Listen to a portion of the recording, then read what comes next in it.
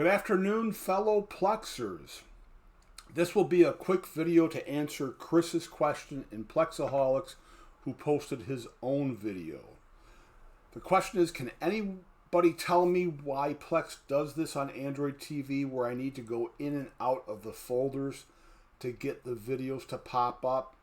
Well, there's a lot of reflection off his screen, but I can see what's going on. So this is the HTPC client app for Linux. Same GUI as all the other Plex apps. And what Chris's screen looks like is, it looks like he's sorted by folders. This is more of a troubleshooting sort than it would be on how you'd want to view your media. You go into the folder, you see what's in the folder. You're not in the folder, so you don't see any movies. The solution is to change back to the regular view. And then you've got a lot of sorting options. So I suspect that Chris isn't using this view because his media is not named correctly. Which means every lesson turns into a little naming guide lesson. But let's go to the web app. It's the same thing. If you've got the folder view, you don't see the movie until you're in the folder, because the movie's not outside of the folder, it's in the folder. So you don't want to sort by folders. Again, it's more of a troubleshooting step. So if I go to these files, on this test NAS of mine with public domain media, here's the shared folder for this public domain media. The library in question is in that sort folder, in this folder, and you'll see I'm naming to Plex's convention plus a little extra.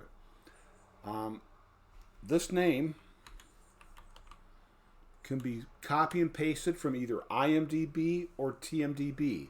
It's almost a guarantee that every movie is going to have the same name and year. Sometimes when a movie's brand new, I've noticed the year might be different at TMDb, but it later will match the IMDb version later on. This is the extra source ID. It can be from either IMDb or TMDB, but it has to be in this format. Curly braces, the source ID you're using, a dash, and then the ID number from the URL of the site. It would be a TT number for IMDb. For good measure, I throw that back into the file name, but you do not need the source ID in the file name. And then I add extra media characteristics to the file name. So we'll end this by going to Plex's support articles, which is probably where Chris needs to go. Bookmark this main support, and down below, under your media, there's two headings for movies and TV shows. So both the naming for movies and the naming for TV shows is going to give you the general idea of how you want to set up your folder structure. A media folder or a shared media folder on a NAS, a directory for your movie library, music library, and TV show library, and then it gives you examples of how to name movies. So this is a direct copy and paste from either database. That's the most basic form of a folder name. And then this is the same most basic structure for a file name. This tells you how to use the source ID, just like I've instructed. These brackets contain just the source and aren't used. So this would be either TMDB or IMDb. The curly braces are necessary. So the outcome for IMDb for this shows, just like I'm using the source ID in both the folder name and the file name. And then here's the same movie using the source ID from TMDB in the folder name, and then again the file name. So there's a lot more to learn, and this gives an example of how to put in an addition, which is a Plex Pass feature, and there is the multiple additions that shows what I just highlighted, again, the Plex Pass feature, and this gives naming examples. So in the same folder, this I don't like this example because they've got these two movies outside of the folder. Both these editions of a movie would go in a folder named like that. And then they have the versioning document, which I also think is important for movies. And this shows how Plex has a long term have used the space as a way to separate extra information that can be used for versioning. Both these movie files will scan as one title, and then you can choose which one to play from Plex's client app. But down here they also show you can replace that space with a plain period. Those are the only two options for that separation between the proper movie name and extra media characteristics. And they're even showing you can mix things up. In this example, the edition tag comes after the versioning. My FileBot expression that I created, I always put the edition tag after the movie before any versioning information. And if I back up right to the main article, you'll see that's where the source ID is. And then if I drop back into the multiple editions, which is the Plex Pass feature, you'll see they're showing the edition tag after the movie. So mine would just have in this space the source ID, then I'd use the edition tag. But you can do versioning in between. So Plex is looking for anything in the curly braces past the traditional database name.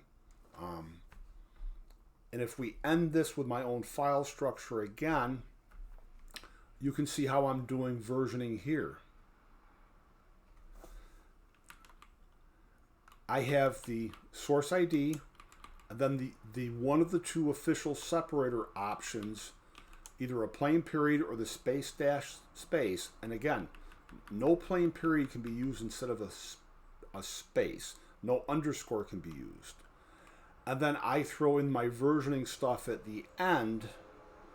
And I simply put it in brackets because the instructions in a Plex TV show library naming guide, in that guide it tells you that a TV show library will ignore any extra information in brackets. And it's probably less likely that you'll have versioning going on in a TV show library with multiple episodes of the same show. So I use my expression to put media characteristics in. When FileBot renames, I put them in brackets, and I have an assumption that may or may not prove out to be true, that it will eventually be a rule in a movie library too from Plex, but it doesn't hurt anything to do it early. It doesn't mess up scanning. So this is an example of 4 different versions of a movie that all scan in the same. So if I go to Buck Bunny, there's only one version of the movie. But only one poster. If I go to more and I play version, now I see the different versions. So we'll end with one more example of the multiple editions. And I only have that as an edition. Someplace I think I've got multiple editions instead of multiple versions, but I'm not finding it. Maybe I'm mistaken. Okay, I don't. So if I did this, I can do this quickly. Because a Plex Pass is associated, and I did edition-4K, and now I'm going to save this file. Well, let's go to the server. The server's detecting changes automatically, and now I drop one movie out of the versioning and one scanned in as a separate edition. So that edition tag gets added, and it automatically has its own poster that you can then go substitute a poster if you want. So that's an example of versioning and an edition tag all together. So here's 3 different versions. They scan as one poster, and because I added an edition tag, which could have been remastered, could have been uncut, could have been director's cut, whatever it happened to be, this causes it to scan in separately. The old model in the web app, wherever I am, the old model, you'd have to split these apart, and then you'd have to go in and add a new poster or edit something yourself. And now once they're split apart, let me just pretend this is one of the Big Buck Bunnies split apart. Once they're split, you can go into the General tab and add a manual edition this way. I prefer it to be in the file name because it scans in separately. If you split the movies apart from Plex's web app view, you'd still have to go into info to see exactly which version it was to then add the edition tag manually. So naming it is much better. But anyway, Chris, my suspicion is that you've got a bunch of research to do on getting your media named properly.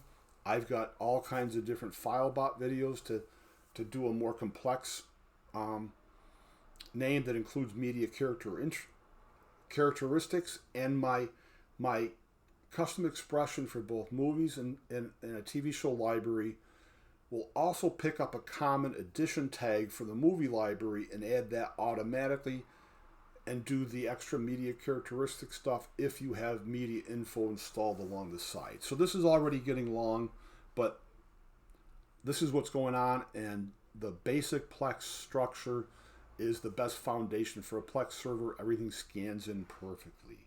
So I appreciate everyone watching, and have a great day. Happy Plexing.